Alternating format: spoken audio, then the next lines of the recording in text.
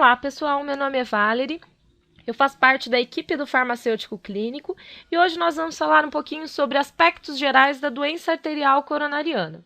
Então, contextualizando, as doenças cardiovasculares, ainda hoje, elas representam a principal causa de mortalidade em países em desenvolvimento como o Brasil. E dentre elas, destacamos o infarto agudo do miocárdio, popularmente conhecido como ataque cardíaco.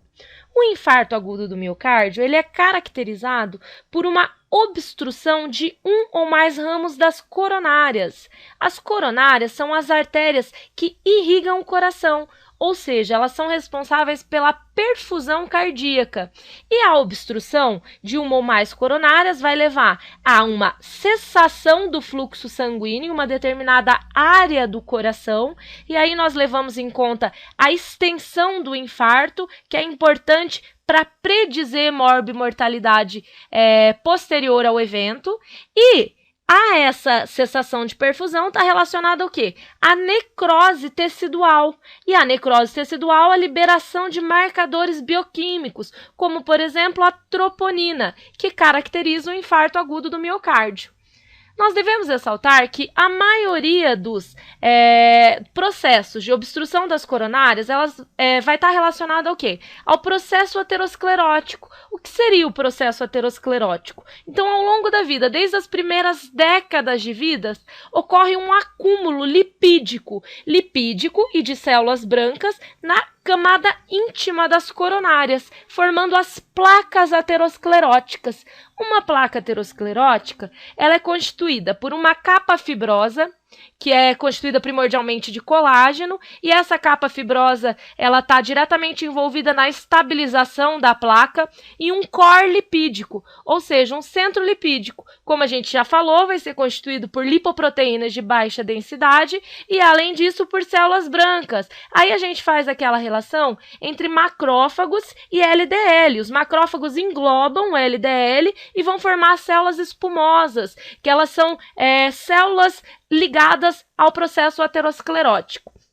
O infarto por si só, ele não vai ser determinado unicamente pelos fatores lipídicos, ou seja, pelo colesterol alto ou propriamente pela espessura da placa, mas sim por processos inflamatórios. E esses processos inflamatórios, os estudos indicam que condições que predispõem à inflamação, elas vão estar relacionadas a uma redução da capa fibrosa, tá? Aumentando a vulnerabilidade dessa placa ao rompimento. Quando a placa rompe, ela expõe o core lipídico, que está com muitas partículas altamente aterogênicas, tá? E ali ocorre o quê? Uma resposta inflamatória local e o fechamento completo do vaso e, consequentemente, o infarto agudo do miocárdio. Então, dentro desse contexto, nós levamos em conta condições que vão predispor a essa resposta inflamatória, ou seja, que vão aumentar o risco cardiovascular do paciente. Dentre elas, nós temos aqui o tabagismo, a hipertensão, a ansiedade, depressão, as doenças autoimunes, o diabetes, o sedentarismo, a obesidade e o excesso de álcool. Dentre elas, destacamos aqui, por exemplo, a obesidade, e a obesidade está relacionada não só à predisposição da inflamação, mas à predisposição de outras condições que levam à inflamação, como o diabetes e a hipertensão. E a obesidade está relacionada com hábitos de vida. Então, qual que é a intervenção central para a prevenção do risco cardiovascular? A intervenção dos profissionais de saúde, e dentre eles destacamos aí os colegas farmacêuticos, que tem que ter um papel central e ativo na prevenção cardiovascular, seria atuar estimulando as mudanças de hábitos de vida, redução de peso, cessação de tabagismo. Então, programas de cessação de tabagismo. Já existem programas conduzidos por farmacêuticos, até mesmo dentro das farmácias comunitárias, o controle da hipertensão por si só. Então, a gestão da hipertensão, manter o paciente com os níveis pressóricos controlados, com os níveis glicêmicos controlados. Tudo isso, o controle dessas condições, reduz de maneira muito importante o risco cardiovascular do paciente. Ainda pensando nesse sentido, levamos em conta que hoje existem testes bioquímicos que são preditores da resposta inflamatória do paciente. Dentre eles, destacamos a proteína C reativa ultrassensível, que está relacionada ao risco cardiovascular diretamente. Então, diversas meta-análises elas demonstraram que pacientes com uma proteína C reativa ultrassensível menor do que 1, eles apresentam um risco cardiovascular baixo.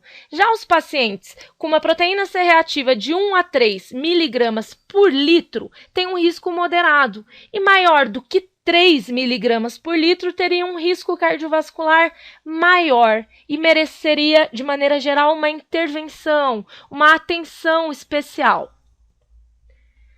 Pensando um pouquinho sobre tratamento farmacológico. Então, o pilar hoje para a gestão da doença arterial coronariana são as estatinas, ou seja, são os medicamentos que eles vão agir na formação lipídica, certo? Vai agir na formação do colesterol. Mas as estatinas, elas fazem só isso? Hoje a gente sabe que não, que as estatinas têm diversos efeitos que não são relacionados ao seu mecanismo de ação, ou seja, não são relacionados à síntese do colesterol, síntese do LDL, e são considerados efeitos pleiotrópicos. As estatinas, elas têm efeito anti-inflamatório, por exemplo, e estabilizador da placa aterosclerótica, agindo na formação de óxido nítrico, estabilização da placa, ou seja, ela vai deixar, esse medicamento vai deixar a placa quietinha. Então, aquela placa, ela vai estar menos sujeita ao rompimento e à exposição do core lipídico. Pensando do aspecto inflamatório, destacamos os antiplaquetários também. Então, os antiplaquetários, eles agem numa via diferente, mas eles modulam a resposta inflamatória e a formação do trombo para fechamento da artéria, quando ocorre a exposição do core lipídico. Então, os antiplaquetários, eles estão associados a uma redução do risco de reinfarto, uma redução dos riscos de eventos cardiovasculares futuros em paciente com doença arterial coronariana. E, além disso, aí como novidade, nós temos os anti-inflamatórios. Então, mecanismos que agem no mecanismo anti-inflamatório por si só. Isso aqui ainda está sendo estudado, mas estudos observacionais, eles indicaram que medicamentos como, por exemplo, o metotrexate em baixas doses, que apresenta efeito anti-inflamatório primordialmente, em pacientes com artrite psoriática, eles foram associados a uma redução do risco cardiovascular. O que isso significa? Será que a modulação do mecanismo inflamatório por si só não seria importante para a redução do risco cardiovascular do paciente?